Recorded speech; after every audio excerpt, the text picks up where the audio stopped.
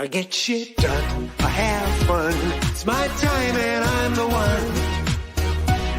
I'm breaking through.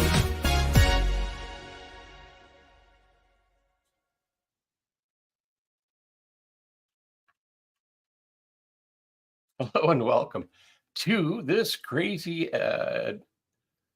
episode of the Business Renovator. I'm your host, Coach Phil. The topic today is from stroke survivor to sweet success.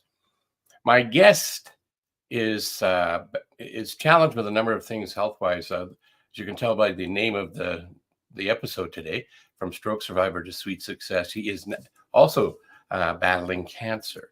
So I haven't been able to get a hold of him. Not sure he's what's up with him. If he pops in, we'll bring him up. But I had an opportunity to feast on one of his pastries last night, and my gosh, it was amazing. Anyway, we have a substitute, somebody who knows him, and I'm not sure exactly what we're going to talk about. But before I bring it on, if you're watching us today, thanks for being open-minded and receptive and adaptable to change as a leader, entrepreneur, human being. That's probably a good trait to have. So that's what we're attempting to do here today.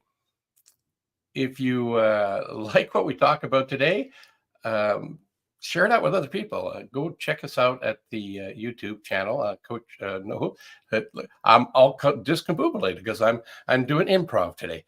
Actually, go check us out at YouTube, the Business Renovator on YouTube. There's a number of episodes, over 400 actually, and I'm sure you'll find a nugget or two in there. There's some pretty amazing people that have blessed our screens and our minds with what they do. We're all about sales, marketing, and mental fitness. And ideally, it's the journey of the individual, of my guest that's on. So we're going to talk about Darren's journey a little bit. He's offered to stand in. But before we do that, I got a shameless plug that I want to play. So here we are.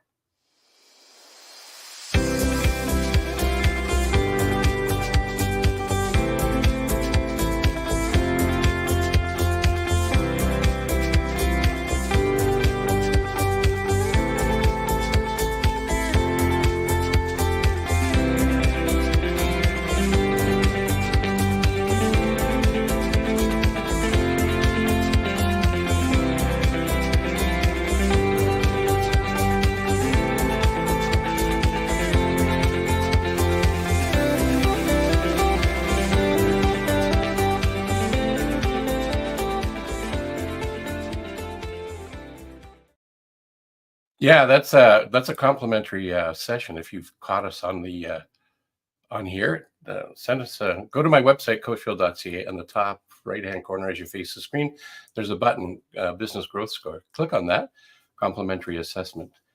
You might find you're right on point and nothing to do other than continue doing what you're doing, or you might find there's a challenge in there that you want to get sorted out. And you can have a complimentary 30-minute, no credit card required conversation with myself. Enough about me. I've plugged myself in the show enough. I'm going to bring Darren on with no official introduction. So here we go. And we already have people commenting about you, Darren. Look at this. Yay, Fran. Turn your volume up. I can't hear you. Oh, sure. My volume. My mic. Might be me. Yeah, it could be you. I'm not sure. Normally we do a pre-test before we go live. But we're improving. That's one of the strategies of having a mindfulness lifestyle.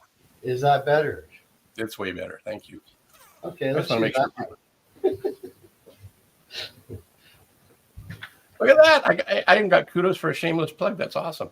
Yeah, Fran is a gal that I've met. She does logistics down the States, and honestly, this girl is really super inspiring, and you two should actually have a talk too. Cool. Because you know how I am. I like to make sure everybody's connected. Yeah. So you connected me to our wonderful guest that is unable to show up today, be here with us today, but that's okay. I appreciate that. He is challenged with some things, and I want to go back to, actually, it's in here somewhere. Where is it? I want to get it right.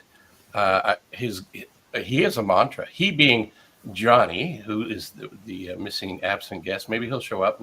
We're hoping he's okay. We're thinking the best possible outcome for him. He's just busy baking and just having so much fun that he maybe just forgot. Anyway, his mantra that helped him over the years is "I am it, I live it, I own it." I thought, wow, that's amazing. When you get a chance to learn about his journey, you'll understand why that's so impactful.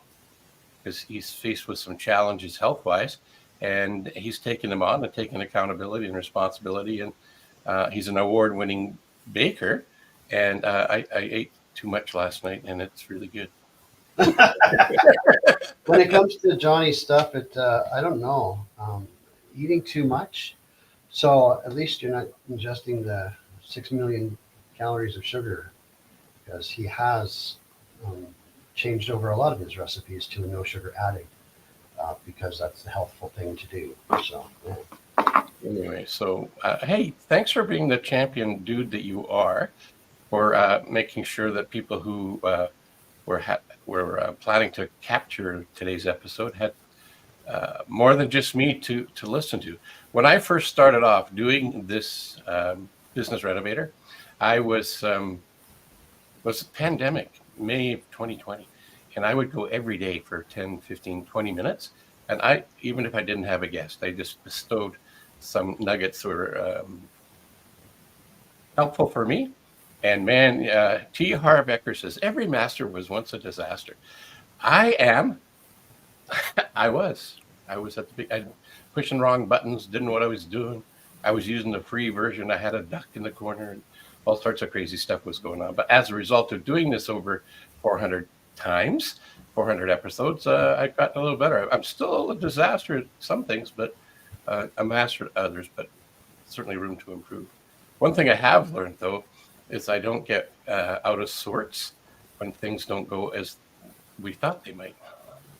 Yes. Right.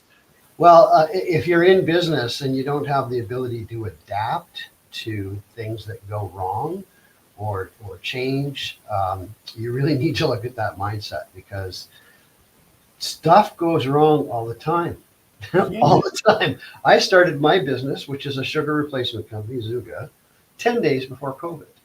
I landed, $50,000 worth of stuff and found a home for it and signed a lease. And 10 days later, the world shut down. And trying to get people to taste a new sugar product when they have masks over their face and they're feared for their very lives. It's crazy. Well, and then the other challenge around that, I would imagine, is how do you get in front of people even to see if they had a mask? Well, there's that. We did come up with a few smart things. One is we registered the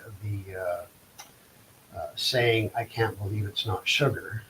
We did that because we knew we were going to have to educate people on what the product was, and well, it worked for the margarine back in the day, so why couldn't it work for us now? So, right. But then after they shut the planet down, we decided, okay, how are we going to weather this storm? So we brought in COVID tests, and we created 3 or 4 different websites for, COVID testing. And then about the next day, after our products landed, the government comes up and says, "Free COVID test for you and a free COVID test for you." And we're sitting on a whole bunch. So if you don't learn to adapt, you will sink. Have you seen that meme or that infographic, whatever you want to call it? There's 2 lines. It's got the starting point and the goal, and it's a straight line. One line goes from the start to the end, to the goal. On it, and it's straight. It's just uphill climb, but it's straight. But then you see this other line. That's the real line. That's the real line. Yeah, that's right. Because you set the goal and then you see. You do not see first. That's true. Yeah. So again, this was let me try and get hold of Johnny, and we're not getting hold of Johnny. So you know what? Let's not let you sit there by yourself. So here's me. So you should be asking.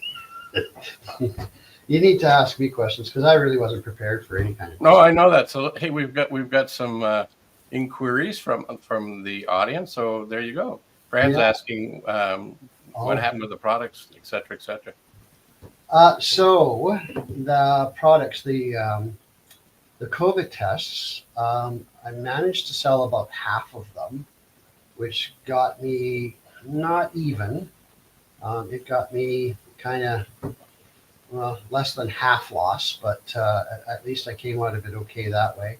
Erythritol Zuga is still going. I'm in about 200 stores that way, and I have recently started packaging for other people as well. So I started another company because the turnover rate is too slow in the grocery stores, and I need something to boost stuff, and I have the equipment.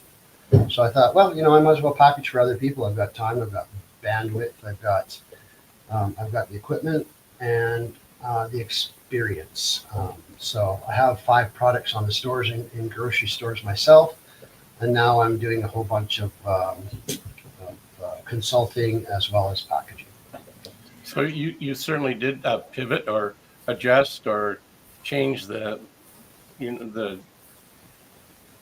path. I'm going to say trajectory, but that's not really a trajectory, is that's kind of like a whirlwind of different things. Yeah, it's a trajectory. It just happens to have a lot of curves, twists, and and downtrends compared to the trajectory you would like to have as a business. Yeah.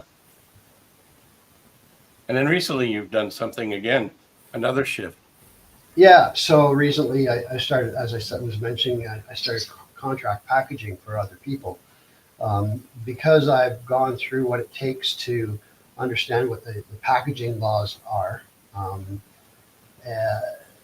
Basically, what I'm doing is I'm helping other people who are importing products make sure that their packages are correct for the local market, and then I'm also helping people who are working in farmers markets and that kind of thing. I'm helping them get their package to the next level so that they don't just have to be in farmers markets. If they desire, they can get onto grocery store shelves, whether that's national chains or just local independents. That's great. I'm loving doing it. And then the other thing I noticed about you is that you might get into a state of frustration, annoyance, but in that comes out some creative ideas, and you activate on them. Recently, in the last couple of weeks, I think, or maybe a month or two, time's racing by, you bump to some people that have influences, powers that, or connections that, right? So all the things you're going through are taking you to some other people. So I have this mantra of my own: if you know what you want and why you want it, and stifle the how, and take actions towards your goal, even though it's doing this, and don't give up. And with the vision of what you're trying to do, what your end result is, things show up, people show up, ideas show up. That's what's going to happen to you, isn't it? Yeah, it's true. And so Fran, who's in the audience asking questions and stuff, I want to tell you, she introduced me to a book called Rich as F. Okay. And Rich is fun. Yes, I like Rich is fun. Yeah, Rich as fun. And so so there's something in there that says that the how is not your problem. Right. So learning that the how is not my problem is really hard for me, because I'm a results, solutions kind of based guy. But I'm gonna say that you're not unique. That's the majority of people, by the way. Yeah. Because we have this thing called the amygdala, and what it does is it wants to protect us from our any risks that might happen.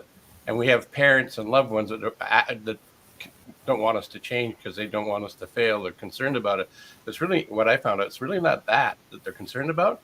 They don't like the idea of the person that they knew growing and being, and it takes them out of their comfort zone. There's a whole dynamic behind that. So carry on. I'm gonna do something so people don't know what I'm doing behind the scenes. Watch this. This is the magic of technology. Oh no. Fran has asked, is private labeling the same as packaging? Well, private labeling is packaging, but private labeling is typically when you're the owner of a product. For example, I own Zuga, my brand name, and If somebody else wanted to also have that, I would private label it under their name, and I would collect the fee, obviously, for packaging it, but and also for selling it. So it works well that way, as long as you, as the brand owner, are not scared of the competition. Yeah, I'm on my own. So being scared of competition is not a great place to be. Competition is always good for business because it allows you to work harder at finding what your proposition value is over your competitors, and that's what makes you a front runner. I'm going to course correct a little bit though. Okay. There's a story about a fly. It was written by Price Pritchett, I think is his name. And he's a well-educated man and author, and he wrote a book called U Squared. And in U Squared, he talks about one of the very first stories in it is about a fly in your house trying to get out. That biggest window in the house, this tiny little mass of life, bashing into the window, looking for a crack or trying to break through it. There's no crack, so that's not going to happen in most windows. And it doesn't have the body mass to break it. So doing it hard is not the right way. Doing it with creativity and ease and flow, possibility, and in a relaxed state where the creative ideas come out from. So I would change that word hard to smarter, or with massive effort, creative effort, which is what I've experienced in you. And to go along with that book it's all about having more F in your life. This book here too is also like that. This is called Mind Magic, written by a neurosurgeon, a doctor of the mind and the brain. And he lost a lot of money. And he talks about that in this book. It's quite interesting on how we can create what we want. And he also says, don't worry about the how. That's right. Don't worry about the how. It's not your problem. So. Yeah, peacefully paid's good. And just people, ease and flow, it shows up. I love that expression. To be peacefully paid, that would be cool, right? Yeah, so. I was thinking about the work hard mantra. So I grew up with that. Like, there's a whole generation of men, and well, there's more than one generation of us that were trained. If you work hard, things will just work out in the end. And it's just, it's working hard is not what's going to make things work out in the end. Having the right mindset, having the right attitude to excel and get into a different element of things. If we were toasting, I would be toasting, but it's too early in the morning to toast. But I agree with you totally around that idea. It's about looking for solutions to the problem. I learned how to explain something to somebody when I say, if you know what you want and why you want it, step out. And they want to know how to do it. I've learned there's some psychological magic in setting the end result and the ideal. When we set a goal, this is where the magic is. When we set the goal, and it's different than what our current reality is. Now we have two conflicting ideas: where we're at, where our creative current reality is, and where we'd like to get to. Now we have two issues. We have two images in our head. Creates a problem. That's okay. The brain loves solving problems. The problem it's going to solve for us in this case is bringing us back to our self-image of who we believe we are, habitually, without conscious thought, thinking about. We just act and be who you show up as you, the way you are now. I show up as me, the way I am now. But we can change that. Our current reality is not locked in. It's not fixed. We can change that by having a big enough vision of the end result we want to grow into. So there's a fellow by the name of Festinger who came up with this theory of cognitive dissonance theory. And it's the cognitive dissonance that turns on the creative juices to get us back to where we is, as one of my mentors calls it, our isness, or to take us to where we want to get to. So if you think of the movie The Wizard of Oz, all of them in that story were going through this magical transformation, because one wanted a heart, one wanted a brain, the other one wanted what? Courage. courage, and then she just wanted to get home. Is that what she wanted? I No. can't remember. Going back to Kansas. Anyway, they put their wishes and their dreams in the hands of some goofy guy behind a curtain that they never really got to meet, and he just gave them a clock and other things, and off they went to be themselves. So I'm not saying it's quite that way, but it is similar to that when we work with our mind. Set a goal, set the intention, and then pay attention to the clues that come up with the action steps that we take to move us towards that. Get the feedback and course correct. And you're living proof of course correction. I'm an example right now of course correction, because we're going to have a fellow on here who's going to talk about his challenges and what he's done and what he's doing. Unfortunately, he's not here. So that's one of those things that's going on in life right now. That's that straight line trajectory. That's right. And here we are, improving, yes-anding some things that are. This is a great way for me to start a Friday. Yeah. And it doesn't hurt to have people in the audience throw some things at us too that helps us add more nuggets into what's going on here. Yeah, I've had a couple conversations with Fran. She's just, like I say, you guys. She has a podcast as well, but she also she's very much in the mindset, the whole mindset attitude of life, and how to change from some situations that she's been in to where she's at now. She's just really an amazing gal. Cool. Well, and Alan, who's now I forget which part of the South he's in the U.S.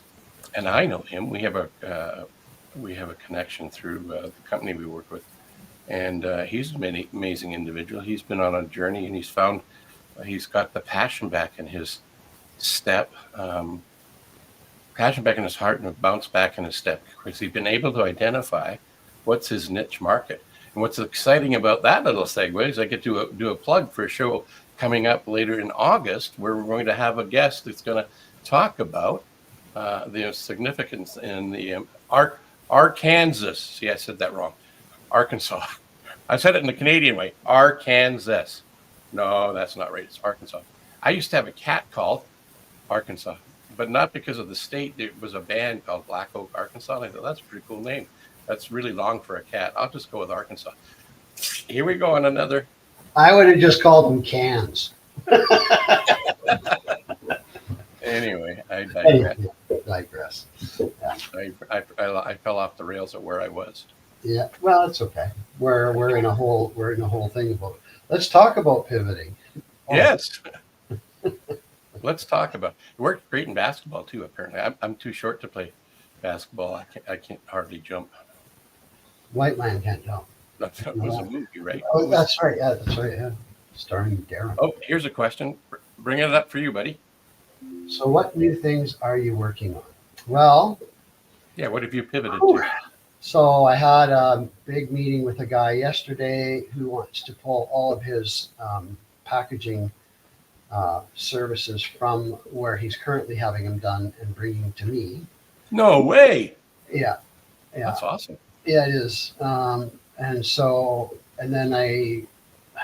So I'm looking for a new space, because the space that I'm in, I'm going to very rapidly outgrow, and I would rather move into the new space with more elbow room before I am in the middle of trying to finish a lot of different contracts.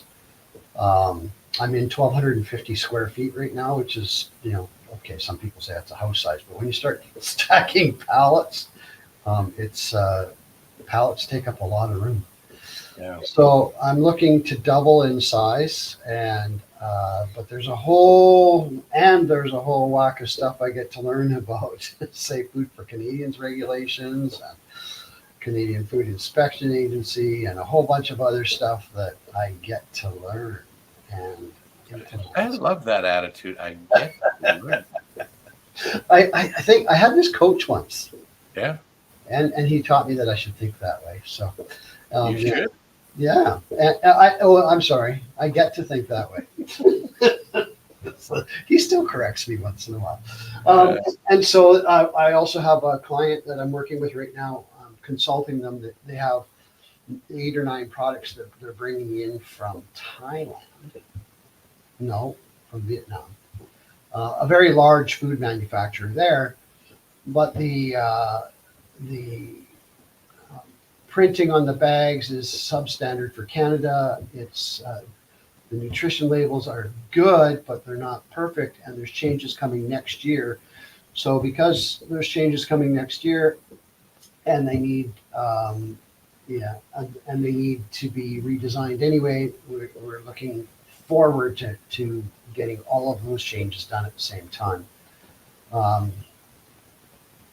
Just lots of little things on this, but there's actually quite a lot of work to make it happen correctly.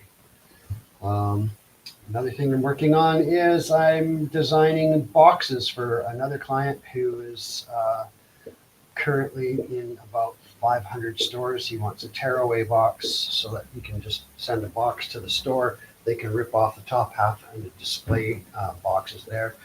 He doesn't know how to do that. I do. I don't know why I know to do that, but I do. And those are the things I'm working on right now. So thanks for that. So can you explain to Fran what we mean by what we just said about the word get? But it's not just get, it's 2 words. Get to. Yeah, I know Fran knows that. So get to versus when I get to do something, it makes my mind go into I should be happy to do this. Whereas if I have to do something, having to do something feels like go clean your room before you can go to the movies. It's like I have to do this before I can do that. So it's really a twisting of the mindset. It's making it a want-to choice versus a oh my God, do I have to do that? Right? It's true. Yeah. So I could have said, well, do I have to do the show today? I was thinking, what could I do? One of the things I thought of until you popped in and offered up your availability for this morning. So I'm grateful for that because it makes it more interesting than what I was going to do. I was going to do a short plug on behalf of Johnny and just let people know that we'll reschedule it to another time. So I've got all the copy, I've got all the promo stuff. We just need to find a time that's going to work for him when he's in the right. Don't know what's going on, so I don't want to say. Yeah. So I don't want to steal Johnny's story or anything like that. No, don't. So I won't. But I will say that Johnny contacted me probably 3 or 4 weeks after I landed product, and he heard that I had some, and he wanted a sample, and he actually used that to start a journey for himself. That product. And the journey he's on, he's a baker, an extraordinary baker, but that's all I'm going to say about it at the moment.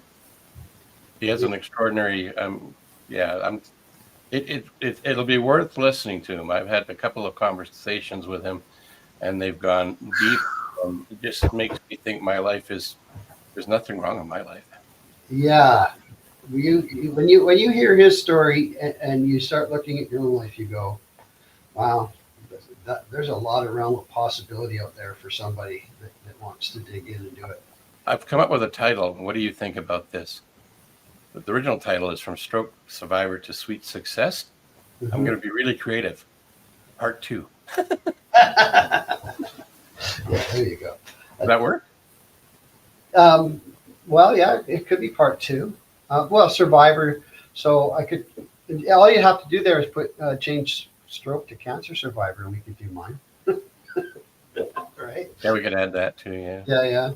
So I'm a cancer survivor. So yeah, there's that. That's another pivot. Yeah. I mean, yeah. This was for me. It's exhilarating. It's we're almost at the end of the time, and typically what I would do is put up websites and things, but I wasn't that organized because we were improv and I didn't get her done. So. If somebody wanted to find out more about you, let's put that. Do me a favor, go into the comments. No, not the comments. The private chat, and put in wherever you want us to get hold of you, and I'll put that in the airwaves.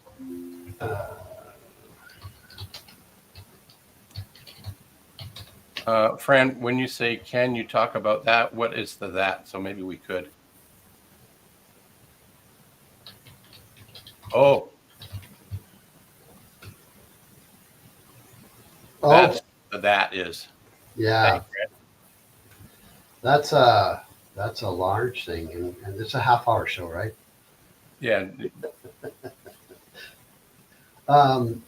Yeah, so I, at the age of 51, was diagnosed with prostate cancer. And so I talk very openly about prostate cancer, but that pivot was rather large in my life. And one of the reasons why I decided I didn't want to always work for somebody else. Mm. So, yeah, I don't want to go into that too deep because it's. But you found a way to survive it. I did, yeah. You didn't quit. You had resilience and tenacity. And 6 weeks after I had my surgery to remove my cancer, I actually buried my father from the very same cancer. So, oh, wow. Yeah. So, but it was a rather interesting year of my life, we'll say. I'm just updating this so we can get it up there. There we go. So watch this. So if you want to get a hold of Darren, you can send him an email and let him know you would like to have a deeper conversation or ask him questions or anything around anything that we've talked about here, or maybe even stuff he hasn't talked about, because he's a pretty interesting dude in his own rights. Okay. So there, go back to that, and then I'm going to go back to the banner.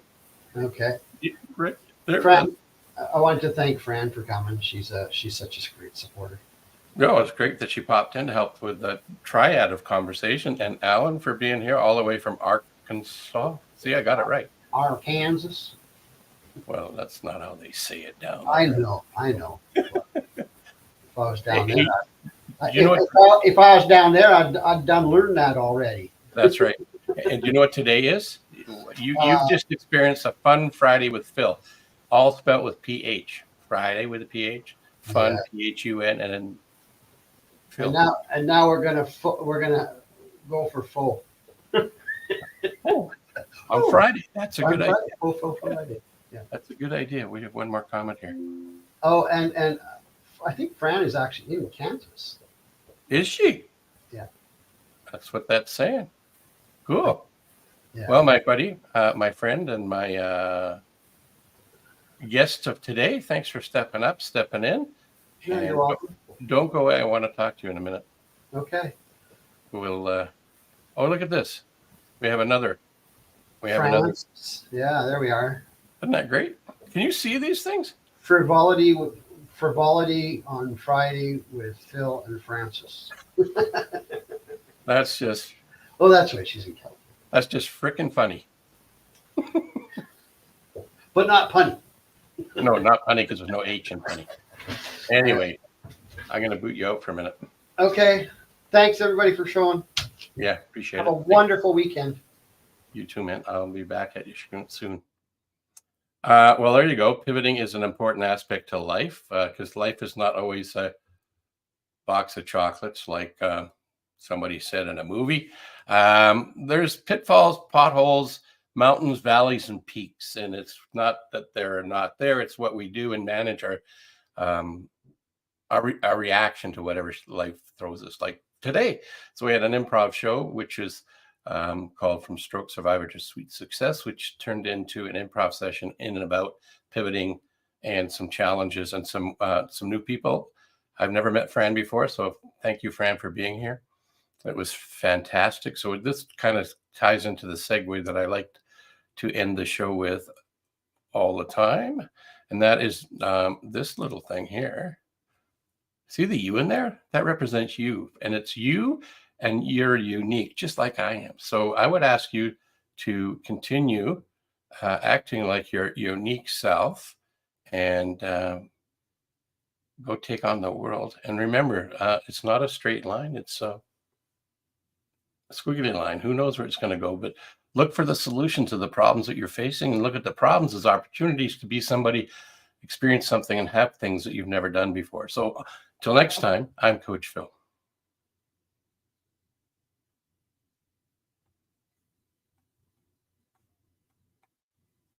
I get shit done. I have fun. It's my time.